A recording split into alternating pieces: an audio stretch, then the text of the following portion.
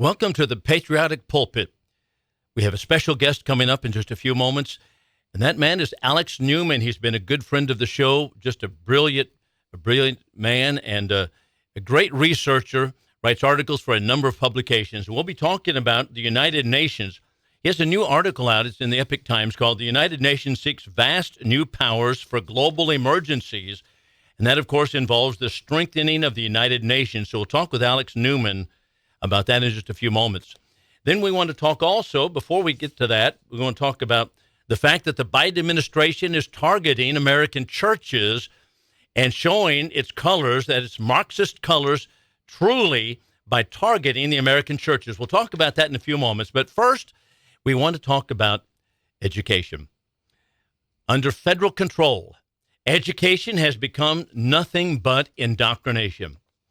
So there's a wise and there's a strong move right now in the state of Oklahoma, just to our north here, as its lawmakers are now considering legislation that would phase out government school system. Now, the reason it needs to be phased out and not cut off all at once is because the state of Oklahoma receives $1 billion in federal aid, federal monies for education. And so in order to wean people off of that in Oklahoma, they need to phase it out. And that, of course, is the wise move because of what is happening in education. And it's also an example to the state of Texas and other states also that want to remain with sovereignty and any kind of education that is worth their salt. And so let's think about what's going on there for just a moment. In Oklahoma, the bill is known as Senate Bill number 863. And it tasks the Oklahoma Department of Education with developing a plan to free the Sooner State from the federal boot over a decade. Now, the phase-out is really the only viable option, as we've just mentioned a moment ago. But the entire federal system of education is collapsing as far as real education is concerned, and also in the state of Texas, and we've talked about it before. Well, it turns out something interesting here, and that is that our founding fathers had it right from the beginning. Our founding fathers said explicitly in the Constitution, that is Article 1, Section 8, that only certain powers are given to the federal government, and to put a lock and a key, to use Thomas Jefferson's phrase, on that Article 1, Section 8 of the Constitution.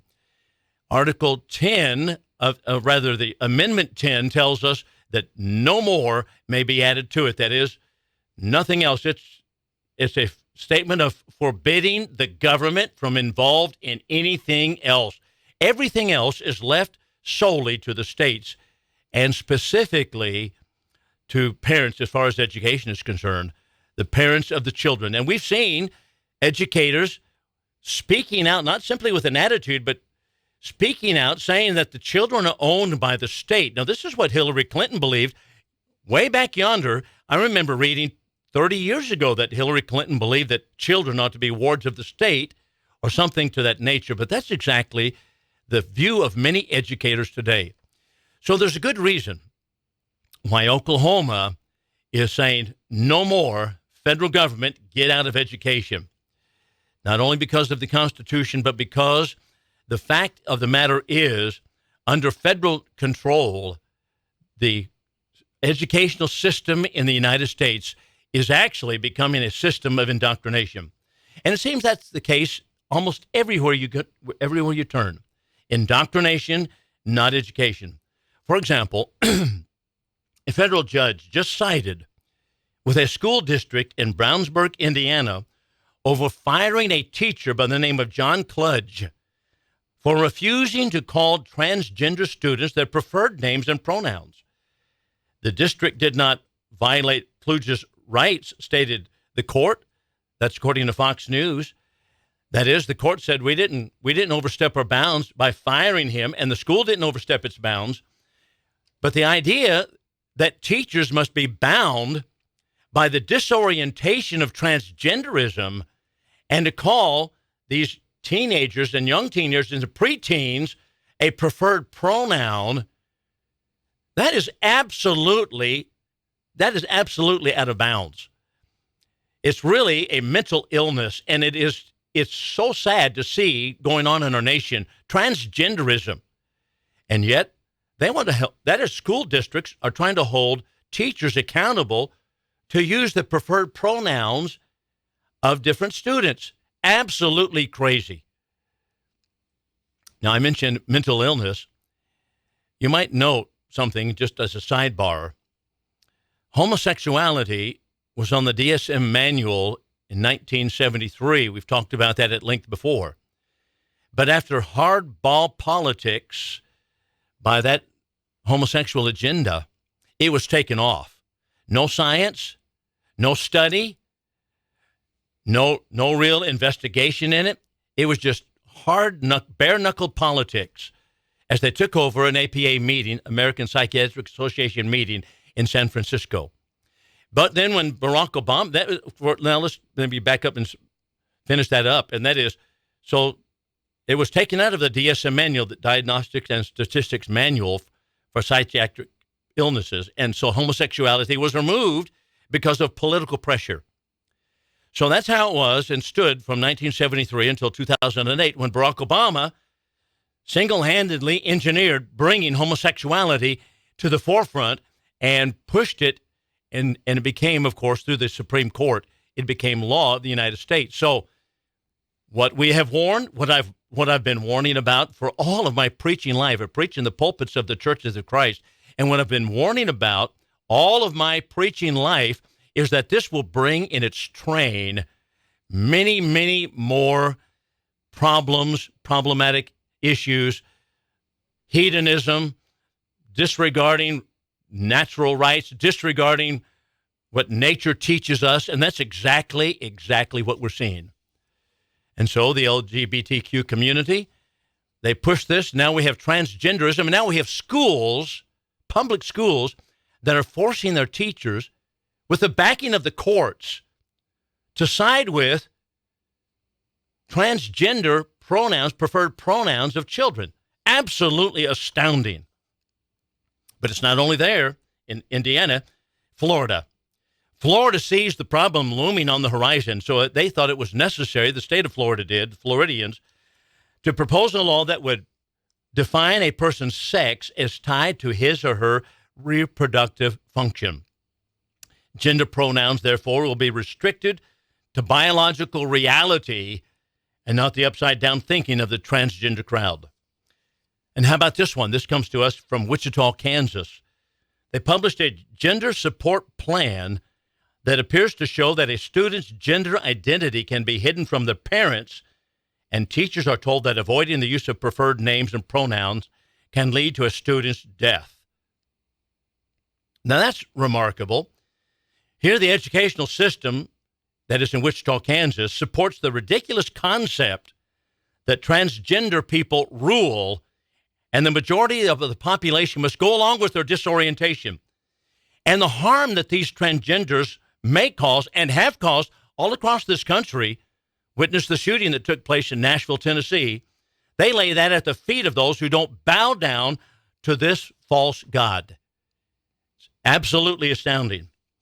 So there are many other instances of school officials that are facing similar backlash for not bowing down to the transgender ideology and transgender policies, pronoun usage, the bizarre beliefs. Here's a former teacher by the name of Peter Vlaming. Vlaming alleges that in West Virginia, Virginia West Point School District, they terminated him for refusing to use pronouns that did not correspond to a student's biological sex. He was expected to comply, once again, with non-reality. Former teacher Vivian Garagdi made similar allegations against a school district in Ohio. In West Virginia, the battle is shaping up the same way because a federal judge there has upheld state law requiring student athletes to compete with other members of their biological sex. In other words, barred transgenders from competing in cross-sex athletic contests. And of course, that is only logical, commonsensical, and biological. So what do you think the transgender crowd's going to do there? Well, the list goes on. And fights are beginning to loom everywhere. But the sad thing is, this is in the public education system in America. And the problem is exactly what our founders told us not to do. It's in the federal system. It's the fact that we have allowed education to be hijacked by the federal government. And whatever doctrine the federal government actually believes and adheres to, which is, as we know from the spokesman Joe Biden, that it's the LGBTQ community, transgenderism, and all the hedonistic ideas that go along with it, that's the doctrine of our government. Consequently, they have the public school system under federal control, the National Education Association. And I'll tell you one thing, it needs to stop. And states need to stand up, withdraw from the NEA, because congressmen and senators apparently are not strong enough to get rid of it. As a matter of fact, Ronald Reagan was not strong enough, as great as a man as he was not strong enough to put education back into the hands of the states. But it needs to be not only in the hands of the states, it needs to be in the hands of parents. And parents that are concerned about not only these issues, but also the dumbing down of our educational system, which is going on everywhere, are looking, and rightfully so, to private education and Christian education. We have good educational system, private education in the city of Wichita Falls. We have a Wichita Christian Academy, Wichita Christian School. We have others also, but these are privately run educational systems. And if you don't want your child indoctrinated with the falsities that are going on in public education, then you need to look elsewhere. We'll be back in a moment. We've talked about education. We've talked about the lack of freedom, but instead the neo-Marxist doctrine that is being pushed by the Biden administration and the Democratic agenda. But it's also taking place on many different fronts, and one of them is the churches, that is, in religion.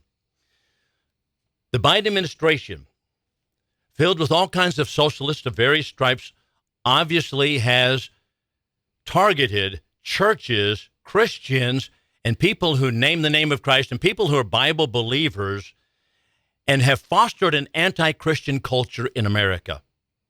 I remember back when Obama was running to be president for the first time, he just ridiculed people who clung to their guns and their Bibles, or the guns and the religion. This is exactly what they have targeted in the Biden administration, and they're trying to put the finishing touches on it. First of all, with Biden came Mark Houck. Remember Mark Houck? He was the one who protested and actually counseled. It was not really a protester, it was a counselor outside of abortion clinics in the city of Philadelphia, passing out literature, speaking with people, had his 12-year-old son out there. And he got into an altercation with one of the pro-abortion persons who came and ridiculed and spoke ugly and nasty and degrading things to his son. And so Houck pushed the man to get away from his 12-year-old son. Well, the state wouldn't even take it up because there was not evidence against Houck that he should be prosecuted for anything at all. And yet, it didn't take long. The Biden administration and its Attorney General, Merrick Garland, they're the ones that target parents in different school board meetings, and they target people who are passing out Christian literature at abortion mills. And so they arrested Houck. It was a SWAT team investigation, SWAT team arrest at his home early one morning. Well, he was recently exonerated by a court because there was no evidence of it. In spite of the fact that the Department of Justice lied about it, Houck was released because, as we said, there was no evidence against him. And he was doing, by the way, that which is legally allowable. Passing out literature on the sidewalks is not disallowed by law. He was doing only that which he is allowed to do. Well, that's not enough. Now the FBI is infiltrating Catholic churches in different dioceses. The Department of Justice, according to documents that have been discovered at the DOJ, this is from the Richmond, Virginia office, traditional Catholics are referred to as extremists because of their so-called anti-Semitic, anti-immigrant, anti-LGBT, and or white supremacy views. Accordingly, Biden administration has utilized a number of undercover sources in various Catholic churches to monitor what they call suspicious activity, which they wish to label, of course, that's white supremacy at work. Now, this is according to FBI whistleblower by the name of Kyle Serafin, who revealed documents showing that the FBI was monitoring radicals within the Catholic Church. Now, here's something interesting.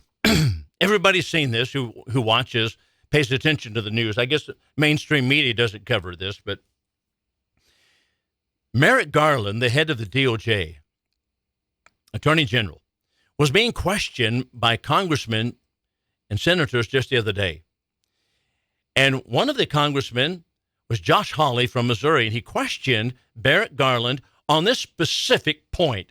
And he asked Garland whether the DOJ, which includes the FBI, actually has targeted Christians or different churches in America, such as the Catholic Church, with infiltration and spying on them and targeting them in any way whatsoever. And he answered no. And several times he said no. But the truth of the matter is, Garland was absolutely lying to Congress. And how it is that the Biden administration has so many liars on board and continue to lie to the American people, I suppose that's just the Democratic mantra. But that's what he did. Nevertheless, it has been going on. Documents now reveal that it has been going on for a while. I thought this was interesting. This comes from Jim Jordan, who's a senator from a representative from the state of Ohio. He said someone needs to give them, that's Merrick Garland, the DOJ, and Joe Biden, a lesson on the First Amendment. Well, I want to remark this, that a lesson on the First Amendment is not going to do any good. They know the First Amendment. They know what it is. This is all about power. It's all about power broking. It's all about running roughshod over the Constitution and the rights of people. They know what the First Amendment is. They don't care about the First Amendment. And what needs to happen is we need, first of all, to get rid of Merrick Garland. We need to impeach Joe Biden. We need to get rid of the crew that we have, this Marxist crew that we have running our government. That's what needs to take place. And the American people need to rise up and stop all of this going on with the federal government. Because teaching them a lesson is not going to do it. That is a verbal lesson. They need to have some action behind it. Now, predictably, this hostility that is shown by the current administration, against Christianity is just continuing to rise all across the board in America. The Family Research Council has indicated, that criminal acts against churches have been rising steadily for the past several years. They have an extensive study, you can find it online, but it has reached its highest level in the first quarter of this year, that's 2023. You see, the Biden administration and the Obama administration before it has clearly set the tone and set the pace for prosecution, and next comes, of course, persecution.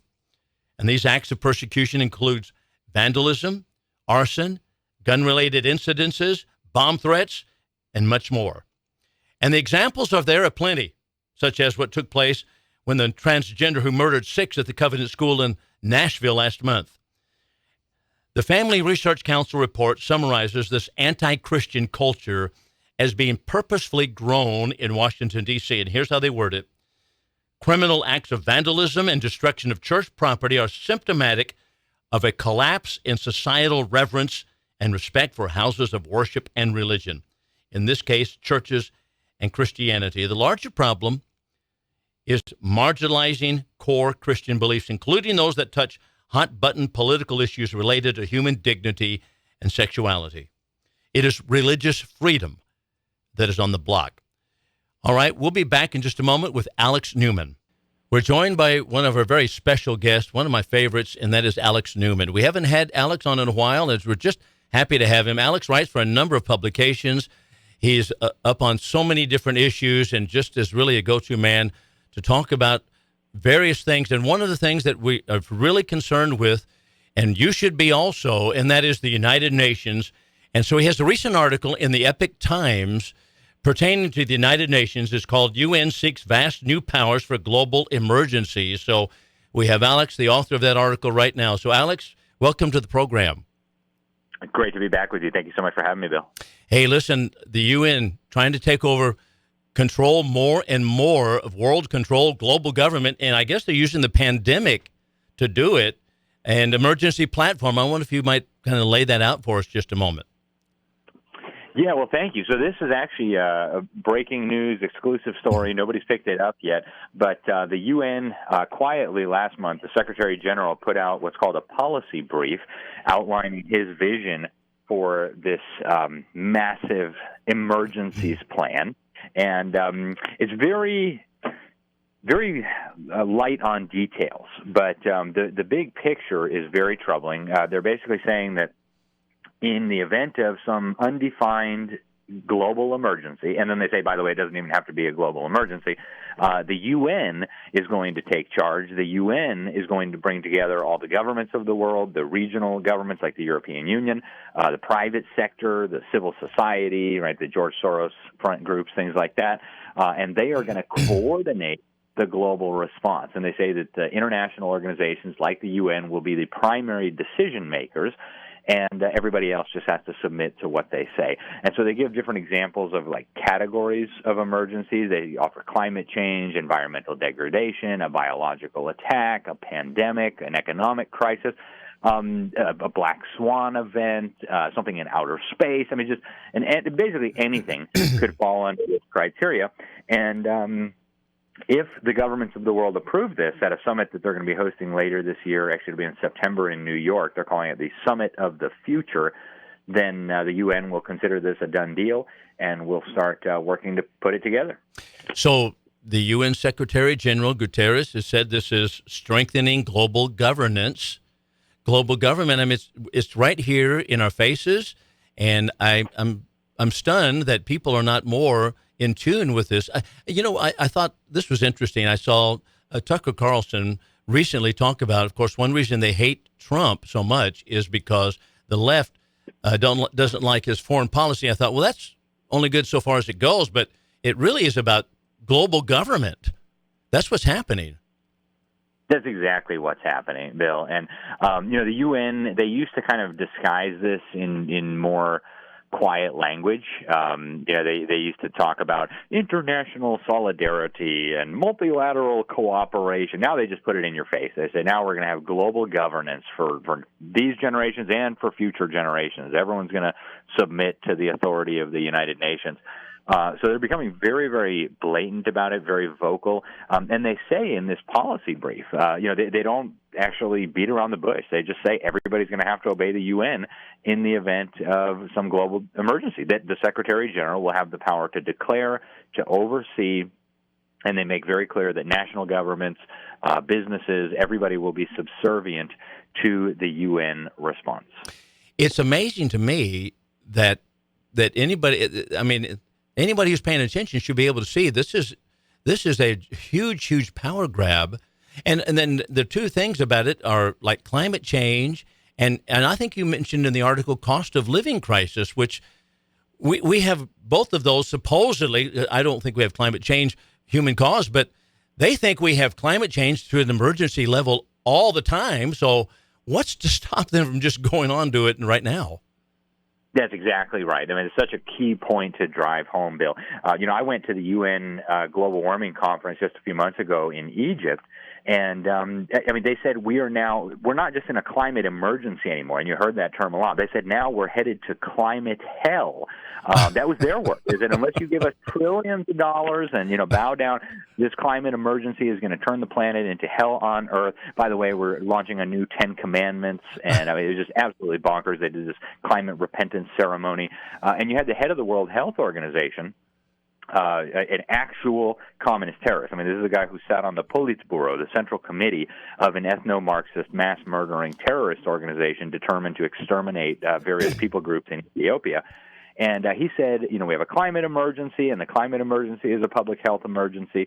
They have said repeatedly that racism is a public health emergency, that gun violence is a public health emergency. So in their view, anything and everything is an emergency. And, Bill, that's exactly what we've seen in the United States of America. We're now living under, I've lost track, but I think we're living under at least 24 emergencies declared by the federal government. So once you give them these powers, we will be in an emergency in perpetuity. And people need to realize this is what they call the emergency powers. It's just, okay, tell me if I get this this chart correctly. The Chinese Communist Party has really the control of the United Nations, infiltrated it so much, just like they have the Biden administration. So they're over it and are the socialists. Underneath them is the United Nations and all of its agencies, and the protocols are put out by the UN. So basically and the Chinese Communist Party is a criminal conspiracy, I think, as you called it in the article, and that's correct. So we have a criminal conspiracy operating through the United Nations and giving out the protocols to the United States. Yep, and that sounds crazy. That's exactly what's being proposed here. It wasn't actually me who used that language. One of the people I interviewed for this article was the former Assistant Secretary of State for International Organizations. So he served right underneath Mike Pompeo, and he basically oversaw the U.S. government relationship with the United Nations, the International Monetary Fund, the World Health Organization, World Bank, et cetera.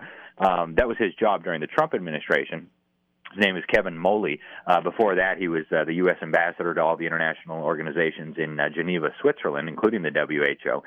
And he's the one who said, look, what this plan calls for is basically giving all power to the UN. And because the UN is now practically a wholly owned subsidiary of the Communist Chinese, this would effectively put the criminal conspiracy that is the Communist Chinese Party in charge of global emergency response. And it's like, what could go wrong? Yeah. Well, you know what? I noticed you quoted not only Kevin Moley, but also Peter Gallo. Now, where does he fit into it? He also seems to be really on top of it and exposed a lot of the same material. Yeah, so Peter Gallo is an interesting guy. I met him years ago. One of the great things about being the only journalist in the world who reports critically on the United Nations is that I've developed an unbelievable network of sources within the UN, people at the very highest levels who are sick of what's happening there and who reach out to me with information and scoops and things like that. That's one of the reasons I learn about these things before other people do. And Peter Gallo was one of those. He was actually a UN investigator. He was a very high up in the UN's internal policing mechanism. They call it the Office of Internal Oversight Services, the OIOS. And so he was an investigator there, and he was trying to blow the whistle on massive levels of corruption. And not only did the UN not respond to that or try to do anything about it, they went after him, which is what they always do to whistleblowers. To give you another example of how bad it is, the head of that agency, the Undersecretary General of the OIOS, a Swedish lady, I had been in communication with her for some time, but always off the record.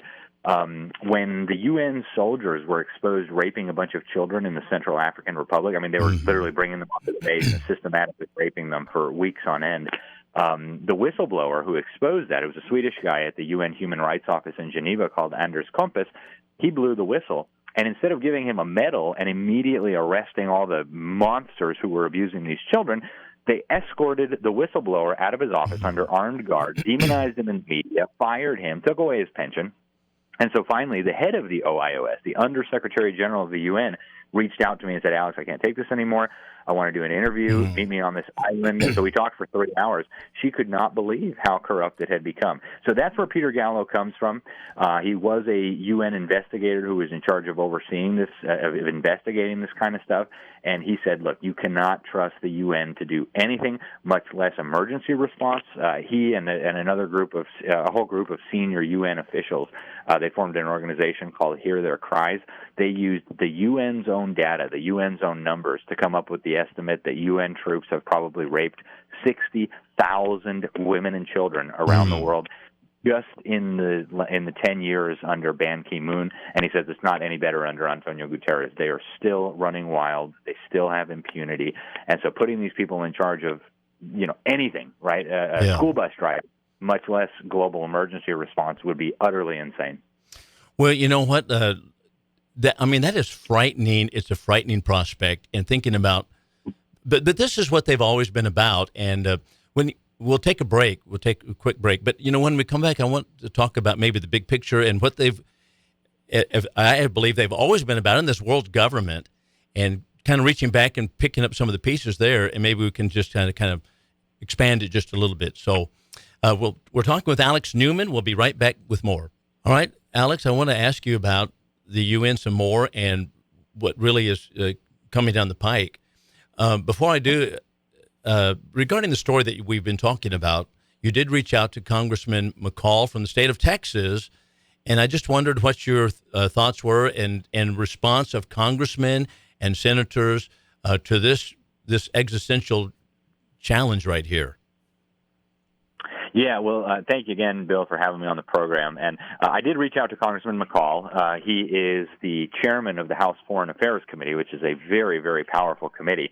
That's basically the congressional committee that oversees U.S. foreign policy, U.S. relations with other countries, other governments, and also these international organizations.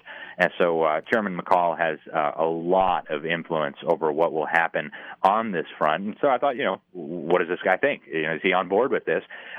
He did send me a statement indicating that he was concerned about this.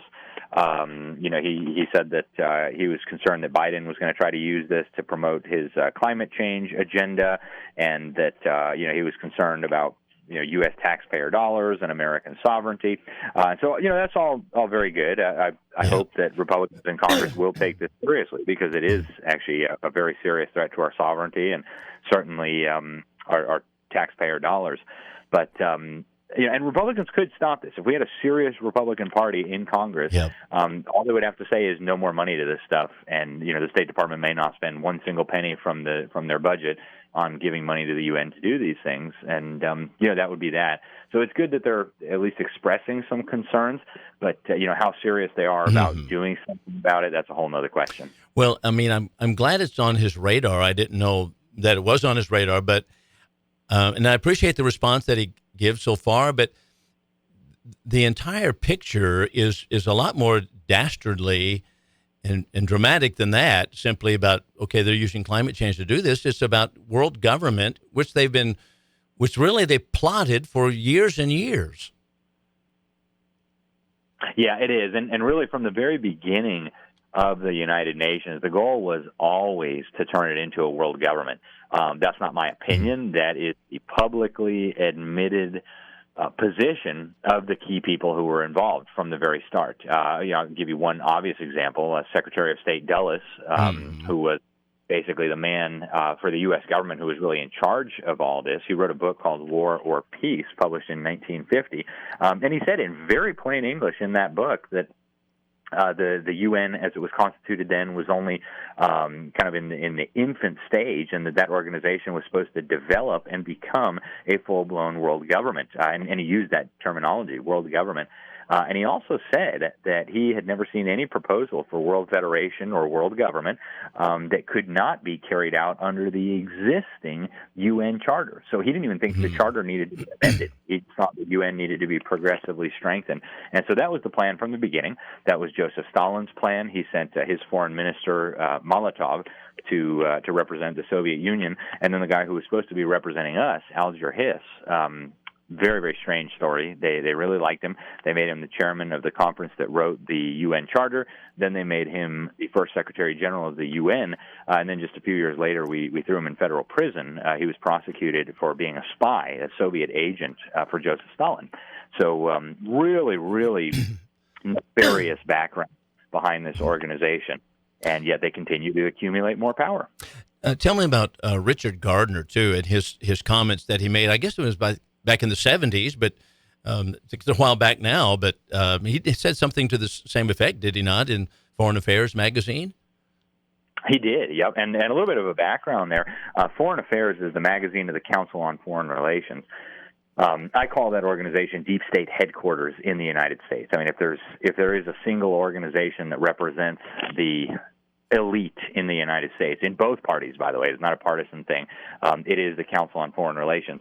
A great U.S. admiral who was invited to join, he spent 16 years as a member, Chester Ward, after he learned what was really going on there, he defected. I'm actually looking at the book he wrote. It's called Kissinger on the Couch. And he exposed the organization, and he said the CFR was totally dedicated to the establishment of a one-world government and the submergence of the United States under that world government.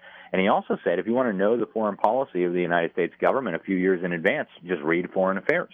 So with that background, Richard Gardner, who is also Assistant Secretary of State, he wrote an article in there called The House of World Order.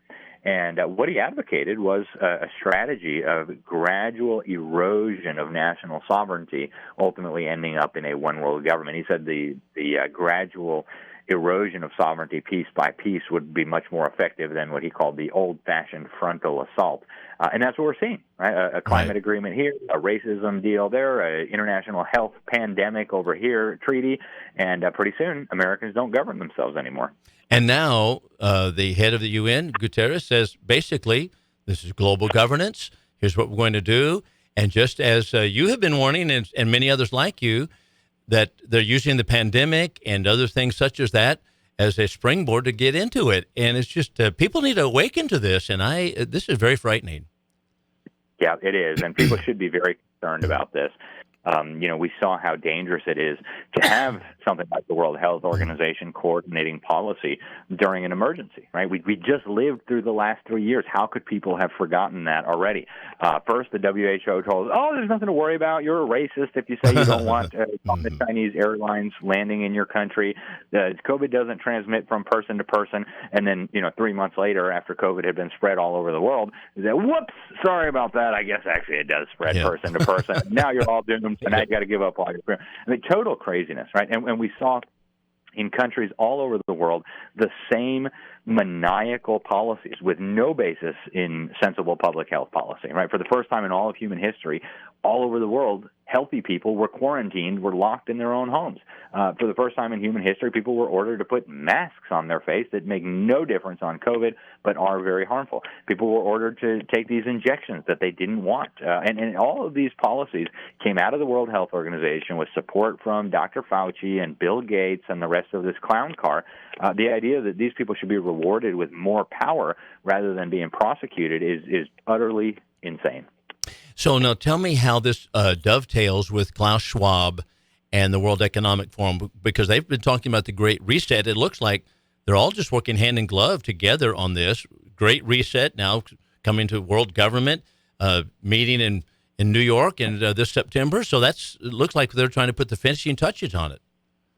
Yeah, they are. And, actually they say in this policy brief advocating for this global emergency plan that would put the UN in charge of global emergencies, they say that one of the goals of this is to make sure that we continue implementing Agenda 2030. Agenda 2030 has been referred to by top UN leaders, including the President of the UN General Assembly, as the master plan for humanity. And so they say this global emergency system is necessary to keep us on track on implementing Agenda 2030. And then the World Economic Forum signed an agreement in 2019 with the UN. They became, in their words, strategic partners in the implementation of Agenda 2030. So the UN focused on governments, the World Economic Forum focused on businesses, and now they're even trying to bring religious groups into this, as Peter Drucker called it, the three-legged stool, to make major changes. You've got the governments, the public sector, the private sector, right, the businesses, and then the social sector, the religious organizations, et cetera. And so we see them all coming together under this, under the banner of Agenda 2030. And I encourage people to read Agenda 2030. I mean, you don't even have to read between the lines. It is self-evidently a recipe for global tyranny. Now, is the church? Are the churches brought into it via the WCC, the World Council of Churches, and the NCC? Is that how they're splicing it together? That's a big part of it, but there are numerous mechanisms. A lot of them are funded and even led by the UN. In 2019, and I wrote an article about this at the New American, almost nobody covered it, unfortunately, an organization called Religions for Peace assembled in Germany. They transferred leadership from a member of the CFR to a population control nut. And all these religious leaders from, I think hundreds of religions were represented there. They had Catholics, Orthodox, and even quote-unquote evangelicals.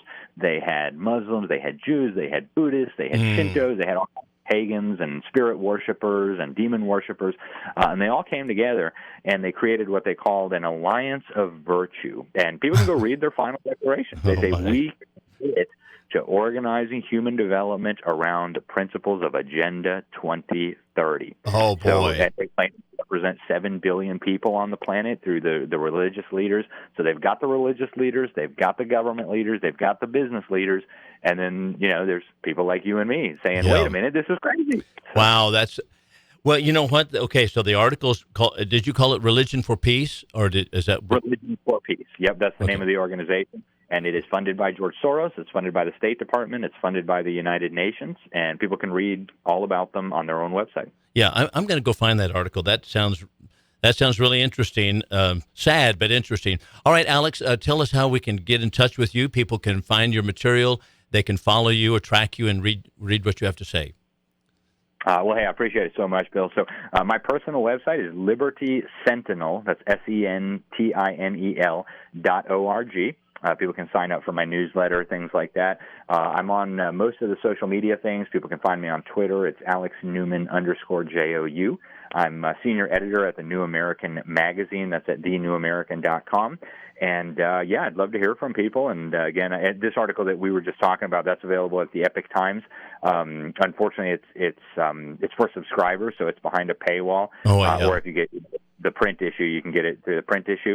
But otherwise, they have really cheap options for subscriptions. If people want to read it, it'll be available. So. Yeah, the Epic Times, I get it, and New American also. So just, I love to read your material, Alex, and thank you so much for all the work you do, and I'd like to have you back ASAP. Hey, I appreciate it so much. Thank you, Bill. God bless you. Oh, yeah, Lord bless you. You bet, Alex. Take care.